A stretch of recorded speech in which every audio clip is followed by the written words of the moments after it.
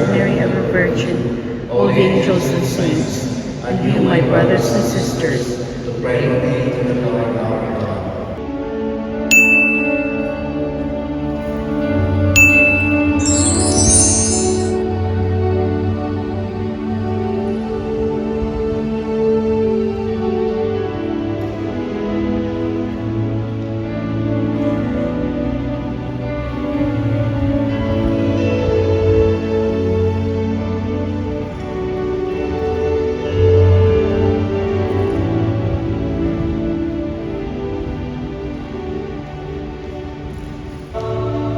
At pagkatapos ng misa, pwede mong bisitahin ang iyong mahal sa buhay na namayapa na. Dito po ang ating bukas na.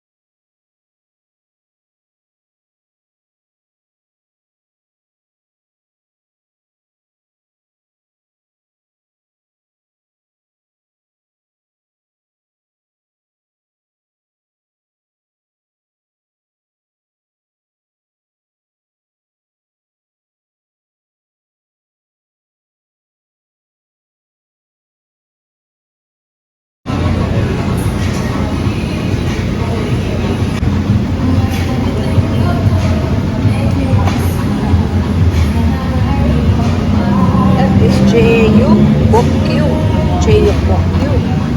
Ito na naman, japchae. This one is tteokbokki. Tteokbokki, and then kimchi fried rice and fried rice. So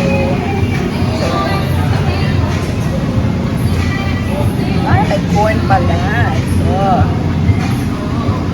Meron din kimchi. Siyempre, Korean siya.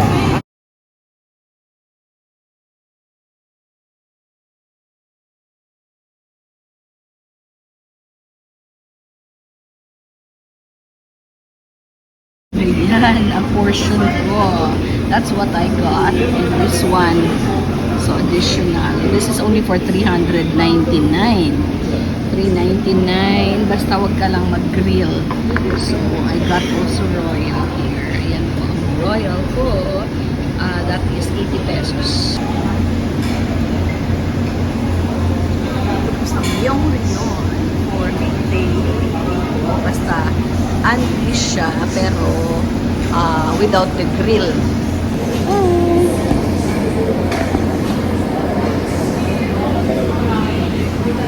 Yan.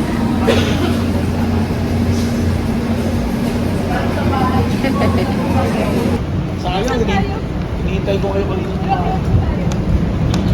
Yan, dyan tayo nag-lunch.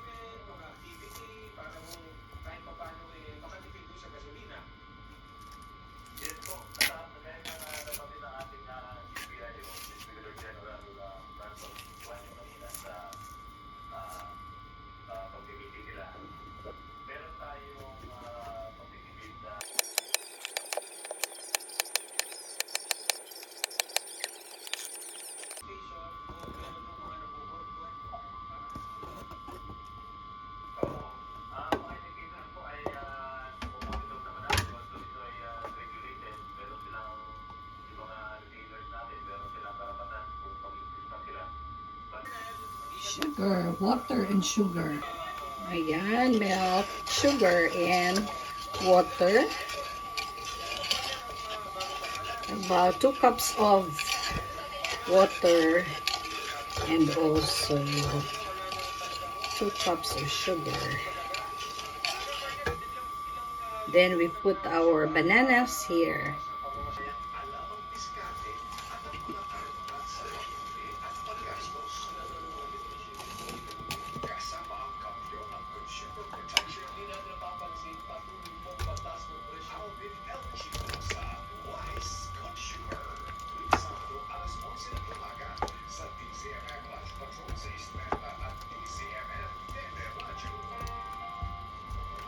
Ako si Radyo Bator Robert Pano ngayon ang kinakover ko sa Senate of the Philippines. Lahat ng mga panukalang batas na itinutulog.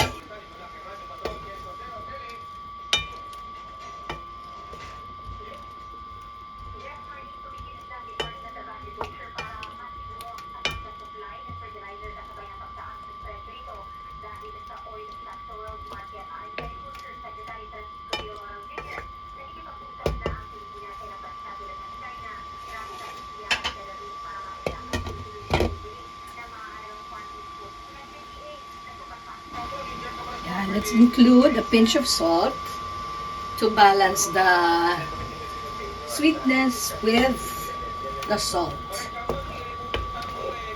And then we can put vanilla later on when it's almost done.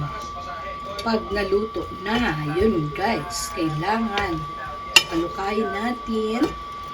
This is only water and sugar.